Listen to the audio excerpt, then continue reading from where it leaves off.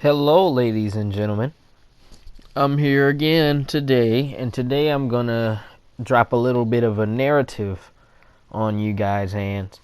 And today, as you can see from the people I have on the screen in front of you, we're gonna be talking about the WWE's Universal Championship.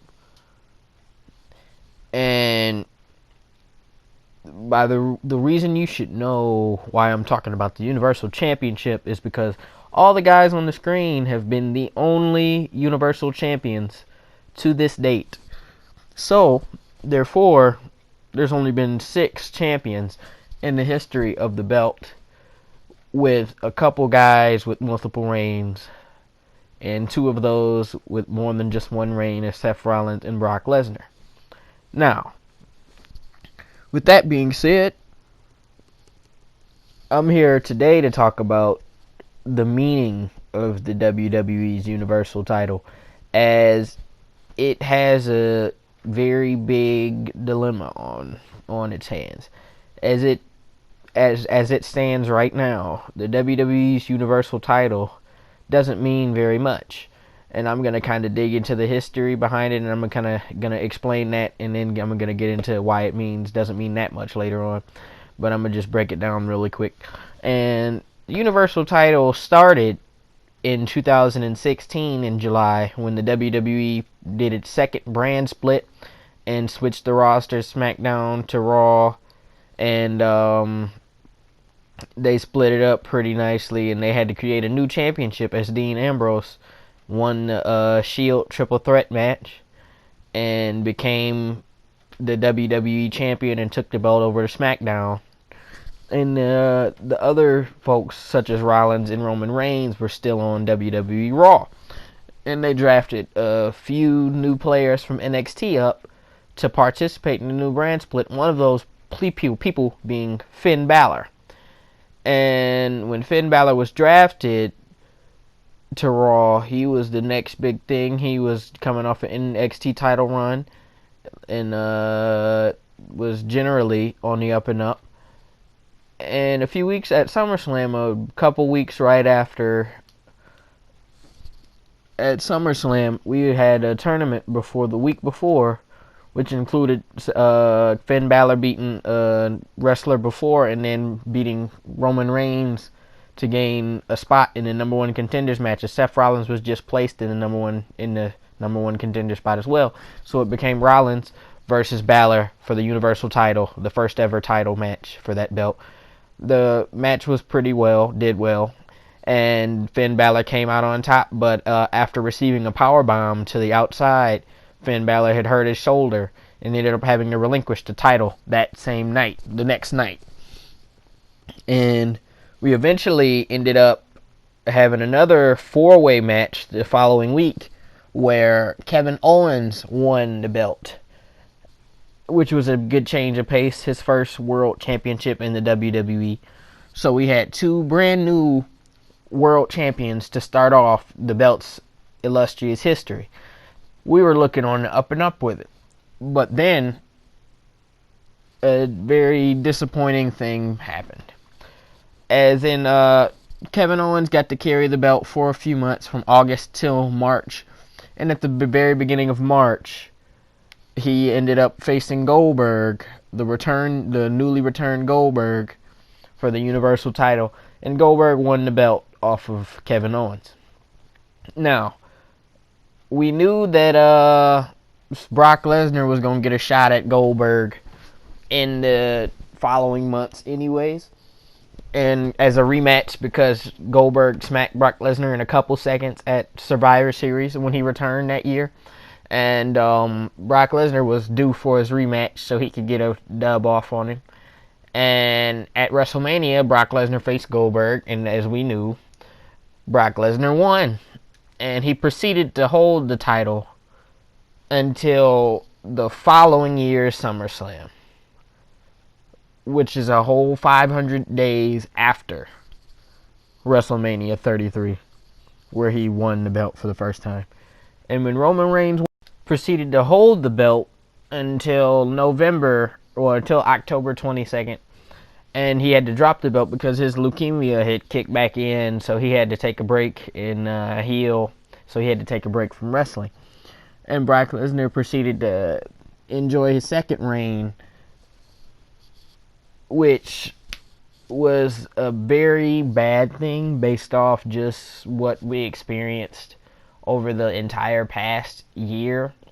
Because Brock Lesnar winning that title and just dominating the belt and just holding it forever during the periods he did was really bad for a brand new belt, I'd say. Because it's like you got a guy just hogging the belt, only showing up once a month. You got a part-timer holding the belt.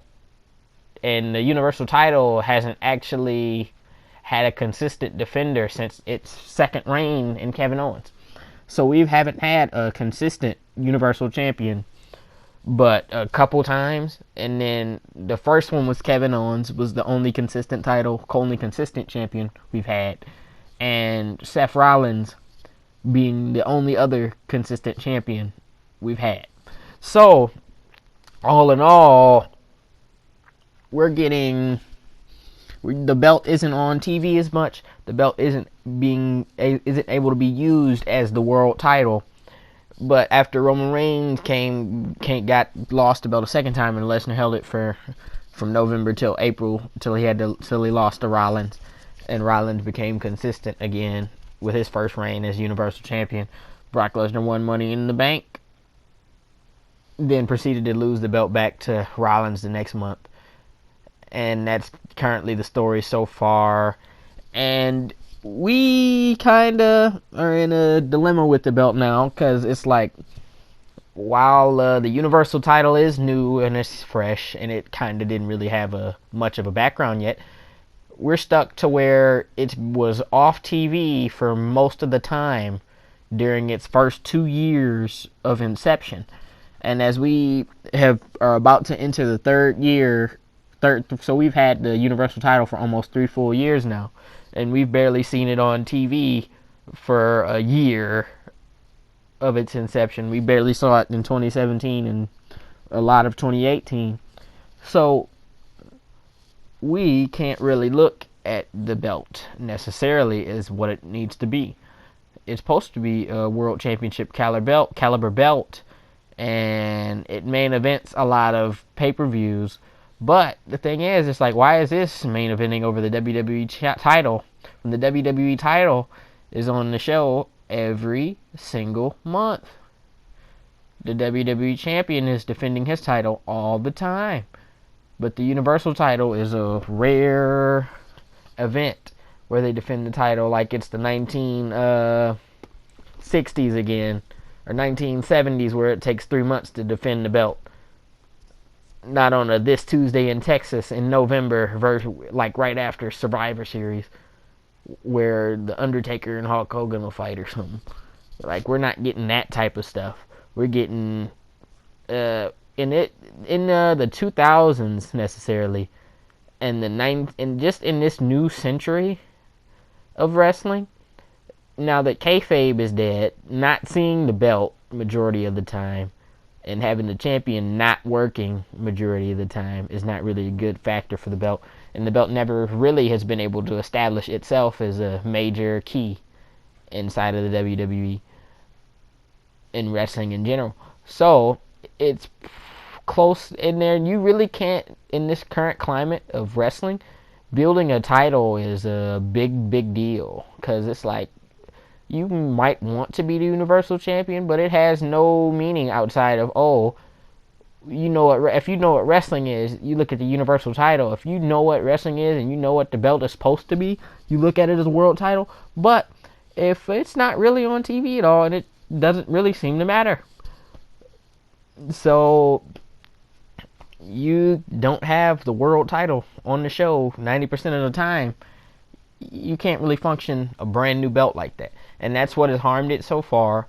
And really, if they can create more with the belt, like if you can have a wrestler bring it to the forefront and get good numbers with it, you can do better with it. But the Roman Reigns had his shot at the top, really, and he didn't lose his spot until his health became a concern. So he was the star of the show, but when he became the star, he got hurt. Well, he didn't get hurt, but he had an outside issue that stopped him from being the performer he was, because he doesn't really get hurt that often, and that stopped it from being a new thing. But Rollins has been consistent, and he's good for the belt right now, but he's kind of in a Shawn Michaels position where he's a high quality wrestler, does high quality work. I don't know about him on the mic still, to be honest, but Seth Rollins is a high quality wrestler, and he can do wonders for the belt, but he's not able to draw the numbers that he really needs, that he really can draw, or that he really needs to draw, and their product around him necessarily might not be the best for a Seth Rollins character. But I'm gonna leave it at that. Hopefully they can make the Universal title something bigger than it currently is, as just having the belt off TV and not really in the forefront for a long time really harmed it in its development. Just because Brock Lesnar's a big name and a big guy and a big star doesn't mean he needs to hold the belt the entire time, or at all for that matter, as you gotta have a full-time champion. You can't just have one guy running roughshod over the whole company. It's like how Brock Lesnar, when his run in 2014, 2015, really harmed the WWE Championship, because it took the world title off TV for 6 to 8 months. You can't really do that. It's not worth it. But we're gonna take a break off that one, and I'm gonna thank you guys for watching. Please like, comment, and subscribe, and I'll catch you guys later.